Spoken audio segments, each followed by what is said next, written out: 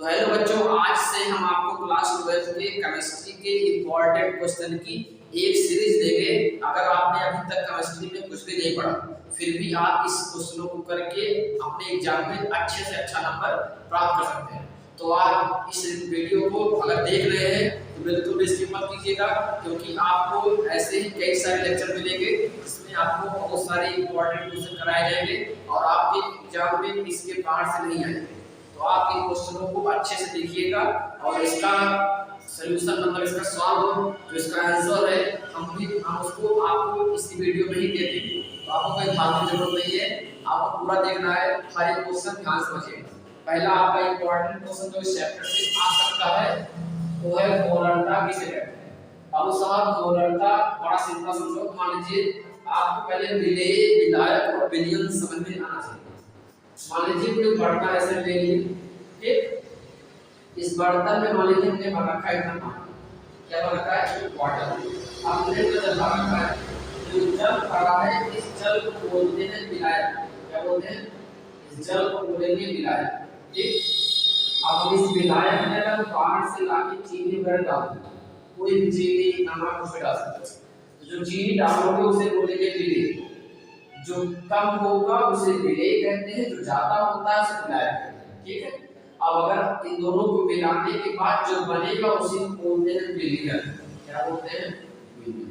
तो अगर हमें विलेय का सिंबल देखना होगा, जैसे मान लीजिए कहीं विलेय दर्शाना है कि ये पदार्थ जो लिखा है ये चीज विलेय है, तो आप विलेय के लिए भी लगा देते हैं और विलायक के लिए ये लगा देते हैं, विलयन के लिए भी लगा देते हैं। ये कोई कंपलसरी नहीं है कि आपको लगाना ही है, बस बता रहे हैं। अगर आप एनसीईआरटी किताब में देखेंगे ऐसा कोई हर एक जगह पे कहीं लगा होता है, कहीं नहीं लगा होता है, सब सही है। अब देखो आप विलायक समझ गए होंगे, विलेय और विलयन। तो अगर आपका ये जो विलयन है वो 1 लीटर, कितना हो, 1 लीटर, तो 1 लीटर विलयन के उपस्थित आपके जो विलेय की कण यानी मोल की जो संख्या होगी उसी को बोलते हैं क्या, मोलरता कहलाती है। बड़ा छोटा सा आपके लिए एक लाइन क्वेश्चन लिखे हैं जो आप अच्छे से याद कर सकते हैं। 1 लीटर विलयन में उपस्थित मतलब विलयन 1 लीटर विलेय के मोल की संख्या उसकी क्या कहलाती है, मोलरता। और मोलरता का सूत्र अब इसे आप कैसे समझने के लिए, तो अभी हम बहुत कुछ समझ सकते हो मोलरता के बारे में, लेकिन हम अभी इंपॉर्टेंट क्वेश्चन कर रहे हैं उसका सॉल्यूशन डायरेक्ट समझेंगे कि क्या कहते हैं। तो मोलरता का फार्मूला WF/V ये कैसे आया, तो विलेय का मोल और बोला था विलयन का आयतन। तो विलयन का मतलब 1 लीटर विलयन था, विलयन का आयतन हो गया और विलेय का मोल। ये जो W/M लिखा है ये विलेय का मोल होता है। मोल का सूत्र आप जान सकते हैं, N बराबर W/M। तो जहां लिखा है N वहां हम लिखिए W/M, यानी कुल मिला के आपको मोलरता का एक फार्मूला याद कर लेना है। अब W मतलब भाग होता है, B मतलब विलेय का, तो विलेय का भार WB, और अगर M पूछा जाए तो M मतलब अनुभार है और B मतलब विलेय का, तो विलेय का अनुभार है, ये विलेय का भार है, V मतलब वैल्यू यानी कि आयतन, तो ये आयतन है, T माने विलयन का, यानी जहां T लिखा है उसे विलयन समझो, जहां B लिखा है उसे विलेय समझो, जहां A लिखा जाएगा वहां विलायक समझो। और W यानी भार, तो विलेय का भार हो गया और विलेय का अनुभार हो गया, विलयन का आयतन, ठीक। इसका अगर मात्रा पूछे यानी इकाई पूछी जाए तो मोल पर लीटर।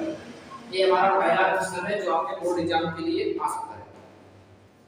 अब देखो अगला क्वेश्चन, मोलरता किसे कहते हैं, इसकी इकाई मतलब मोलरता क्या है।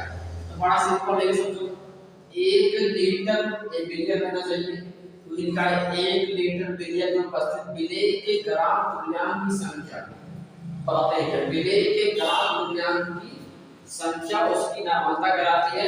अब जो नार्मलता का फार्मूला विलयन में बोले 1 लीटर, तो आयतन कितना रहेगा, 1 लीटर, उसी लीटर को बदलते हैं जब ml में ऊपर एक घटा करते हैं, ठीक है। और विलेय के ग्राम तुल्यांक की संख्या, ग्राम तुल्यांक विलेय के ग्राम तुल्यांक की संख्या बराबर होता है तुल्यांकी भार बटे अनुभार। तुल्यांकी भार ऊपर है, अनुभार नीचे। ये जो Eb होता है इसके स्थान पे W/P, P यानी कि विलेय वाला है। अभी आप डायरेक्ट फार्मूला याद कर लो, इस समझने के लिए फार्मूला याद रखिए। बस Eb का फार्मूला इक्वल टू WB/MRA, यानी विलेय का भार, विलेय का बुनियादी भार निकालना है तो उसका भार बटे उसकी संगठता। ये संगठना कैसे आती है ये सब हम आपको न्यूमेरिकल समझाएंगे। बस आप अभी डायरेक्ट इंपॉर्टेंट हम क्वेश्चन पढ़ रहे हैं तो डायरेक्ट इसका फार्मूले पढ़ लो, डायरेक्ट का आंसर। ठीक, मोल प्रभार किसे कहते हैं हमारा दूसरा क्वेश्चन। तो किसी एक घटक के मोल की संख्या मतलब कुल घटकों के मोलों की संख्याओं के अनुपात, बड़ा सिंपल है। किसी एक घटक का मोल ऊपर रखना है और कुल घटक के मोल को नीचे रखना है, उसके अनुपात को बोलते हैं मोल प्रभार या कहीं मोल अंश लिखा होता है। अब इसे लिखा लो कैसे, अगर आपको विलेय का मोल प्रभार इसे आप ले सकते हो, इसे या से प्रदर्शित करते हैं। अगर B है यानी विलेय का, तो अगर विलेय का मोल प्रभार निकालना है तो उसका मोल ऊपर और विलेय और विलायक के मोल को नीचे रखेंगे। यानी क्या है मोल, तो विलेय और विलायक के मोल को नीचे रखेंगे। वैसे आपको विलायक का मोल प्रभार चाहिए तो विलायक का मोल ऊपर और विलेय प्लस विलायक का मोल नीचे रखेंगे। ठीक है, बस ये सिंपल। और ये विलेय का बताएं आपको मोल बराबर W/M, तो विलेय का मोल बराबर भार बटे अनुपात। हम अभी आपको इन क्वेश्चनों के बारे में डायरेक्ट सिखा रहे हैं क्योंकि आपके एग्जाम के लिए टाइम बहुत कम है। इसका डिटेल अगर पढ़ना होगा आपको तो आपको बहुत ज्यादा समय लगेगा, इसलिए हम आपको जल्दी से जल्दी इंपॉर्टेंट से इंपॉर्टेंट क्वेश्चन करा के तैयारी कराना चाहते हैं। तो आप इन तीनों क्वेश्चन की टिक लगा लो और इसको नोट में स्क्रीनशॉट लेकर आपके एग्जाम में तीनों में से कोई एक क्वेश्चन फिक्स है आएगा। आप लिख के ले लो, तीनों में से कोई एक आएगा तो आएगा। ठीक है, तो अच्छे से पढ़ लेना। अब देखो बच्चों, हमारा अगला क्वेश्चन नंबर 4, क्वथनांक का उन्नयन किसे कहते हैं। ये भी बहुत इंपॉर्टेंट क्वेश्चन है जो आपके एग्जाम में आ सकता है कि क्वथनांक का उन्नयन किसे कहते हैं, समझाइए। तो देखो, उन्नयन यानी कि बढ़ना होता है, आमूल यानी कि घटना होता है। समझो, उन्नयन की बात की जाए मतलब बढ़ेगा, आमूल तो क्या होता है, घटेगा। उन्नयन माने बढ़ना, आमूल माने घटना। अब सुनो, जब बढ़ेगा तो उन्नयन, घटेगा तो अवमूल्यन। इसका मतलब है कि जब किसी विलायक में वाष्प से विलेय, मान लीजिए कोई बर्तन लिया, इसमें कोई विलायक, मान लीजिए जल लिया है, क्या लिया है, वाटर, इसमें किसी विलेय को मिला दिया। अब ये लिखा है अवाष्पशील विलेय, यानी कि ऐसा विलेय जो हवा में ना उड़ सके। किसी ऐसे पदार्थ को मिलाओ, जैसे नमक ले लीजिए, अगर आप उसे मिलाओगे तो गर्म करने पर वाष्प नहीं उड़ेगा, उसे बोलेंगे अवाष्पशील विलेय। तो किसी विलायक में अवाष्पशील जब विलेय आप मिलाओगे तो उसके क्वथनांक यानी जैसे अगर मान लीजिए वो 100 डिग्री ताप पे पहले पानी उड़ जा रहा था, अब उसको 108 डिग्री का ताप बढ़ाना पड़ेगा, तो उसके क्वथनांक में जो वृद्धि होगी उसी को बोलते हैं क्वथनांक का उन्नयन। बड़ा सिंपल, हम इसे पढ़ते हैं। किसी विलायक में अवाष्पशील विलेय को मिलाने पर उसके क्वथनांक में होने वाली वृद्धि को क्वथनांक का उन्नयन कहते हैं। इसे डेल टीपी से प्रदर्शित करते हैं। डेल टीपी सूत्र क्या होता है, 1000 KV into small w upon small या पूरे कैपिटल W।